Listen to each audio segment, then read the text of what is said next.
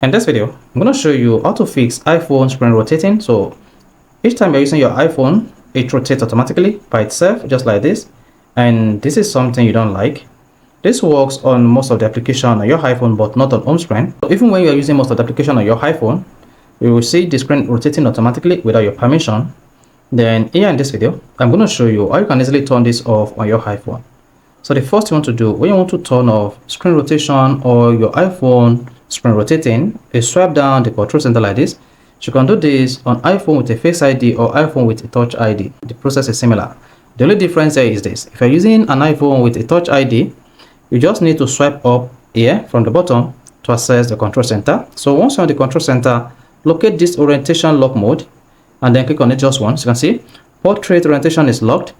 Then if you go ahead and open whatever your iPhone screen rotates and then rotate it like this, then you discover that the iPhone screen is no longer rotating.